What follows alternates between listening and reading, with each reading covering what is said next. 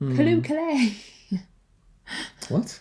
Kaloo, is that not what fox hunters used to say when they were on I don't horses? know, I've never hunted foxes. Me neither, but I believe from Mary Poppins that's what they say. Hello and welcome to another Popcorn Club. This week we went to go and see Foxcatcher. Is it about foxes? No, it's not, actually. It's about set in the 1980s surrounding the two Schultz brothers, a pair of Olympic wrestlers who are invited to, at various times, go and train and live on the Foxcatcher Ranch, an estate which is owned by crazy millionaire philanthropist John DuPont. Otherwise known as the Eagle. Yes. Is that weird? It's not weird, is it? What? Calling yourself the Eagle? No, it's perfectly normal. And also, it's not weird just inviting some random wrestlers to your ranch. Well, I guess Not if weird you've at kind all. of grown up in a moneyed family and have always had money I want and my own wrestlers. have always had money and privilege, then I think it does funny things to certain people. And Well, it certainly did funny things. Something John tells me DuPont. that that's what this film is all about.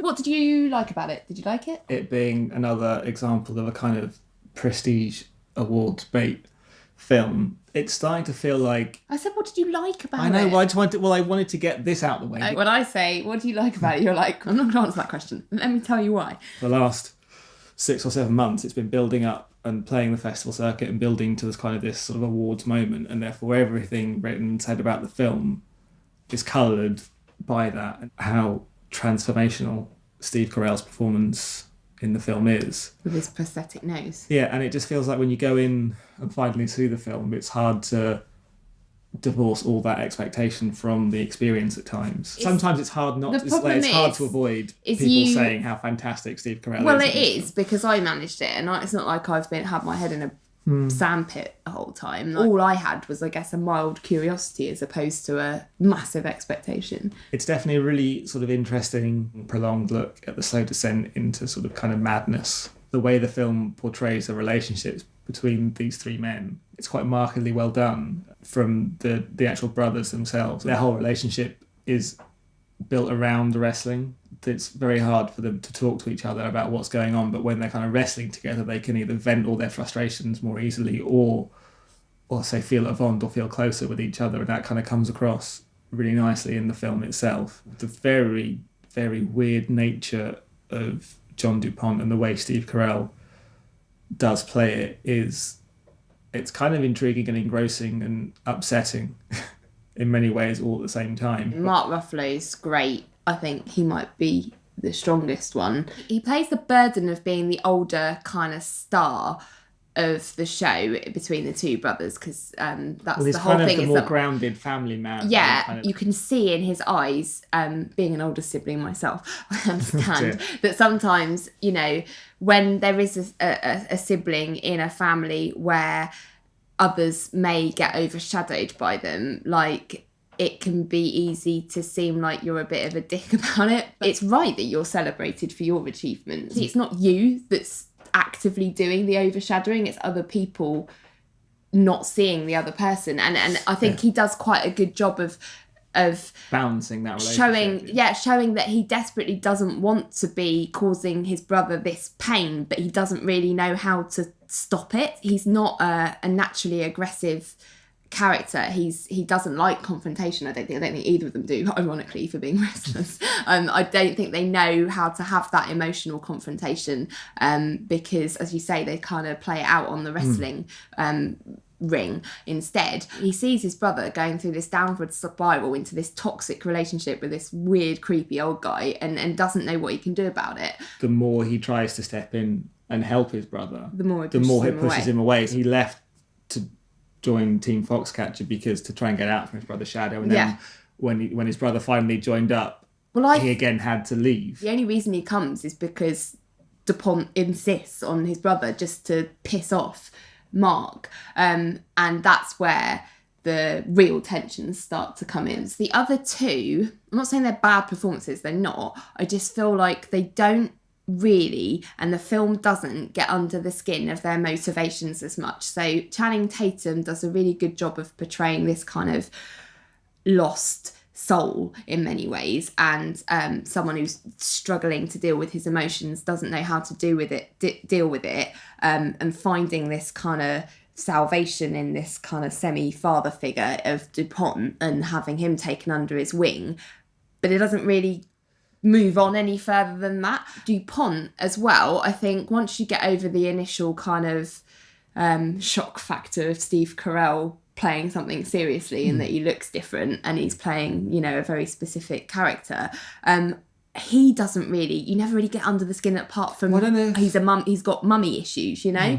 I don't think the film tries to force like specific character arcs where they're not there. The fact that Channing Tatum's character he's always moving and searching and trying to find and step out from the shadow of his brother, but ultimately never achieves it. Later in life, he seems to have moved on and be fine and kind of got to a place where he's happy with it. But in the nature of what the story the film's telling, or the point of history it's dealing with, I think to try and push too much of that in there would kind of feel false. It kind of feels to me like the real heart of and the meat of where the film's really trying to deal with is Steve Carell's character and like this decline, the John DuPont's decline, or slow decline into sort of just depression and madness, and the way he plays the brothers off against each other, the way he's constantly almost it's a bit of megalomania, searching for approval from his mother, searching for acceptance within the group of wrestlers, never being able to achieve any of this and being sort of constantly frustrated at every turn, and just finally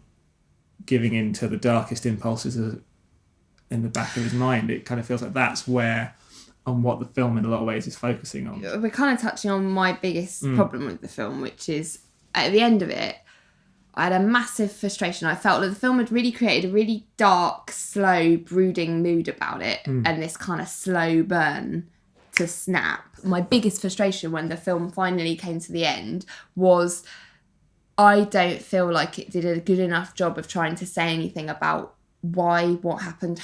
I don't think there was enough exploration or trying to have a point of view on what the motivation could have been, other than just, he had mummy issues. There was untapped material there. There was more to that story that they didn't tell. I think it's true that in this film they didn't really have a defined arc. Their characters didn't really feel like they learnt or changed a great deal, certainly not for the better. I feel like John DuPont changed, but you don't know why. In a much more negative sense. And the Schultz brothers themselves kind of come and go. But what's central to the film is John DuPont's character. Well, then I feel like they should have done a better job in building up to that snap, especially when you leave a big kind of like, where the hell did that come from question in there. They're going to go away and want to find out more about it themselves, especially in the age of the internet, which is what I did. And I went and found out, I wanted to find out like what the hell happened there, because the film didn't answer it for me. There's obviously a big chunk of story missing. That's ultimately an unsatisfying film. Yeah. So popcorn. While the performances are great, what the film is focusing on is John DuPont, and while we get this really interesting depiction of his character, how do you construct a narrative based around psychosis as well? It kind of maybe sometimes... Not like that. Well, not necessarily. I mean, maybe that's exactly what happens. Maybe one day you just snap. It was potentially building to a really fulfilling climax. It literally jumped 7 years in the timeline, and there's a whole piece in between that I just think would have made the whole thing make a lot more sense and mean that nobody had to go round necessarily looking up the facts and the figures and going, hang on, why doesn't this tie up in the film? It's one of those things where I'm like, it could have been so good because it was really promising and all the actors were really giving it their all. So ultimately, how many popcorns for you? 7. I think I'd give it 7 as well. Yeah. So we're in agreement this year so far. 2 for 2. Who'd have thought it? Wow, not me, that's for sure. So next week we're off to see drumroll, Whiplash. Give us a thumbs up if you enjoyed this video. Let us know if you've seen Foxcatcher. Leave us a little comment or let us know your thoughts. Should I just shut up about true stories and get over it and stop being such a big baby, or should I? Do you agree with me? I mean, I don't know. Who knows?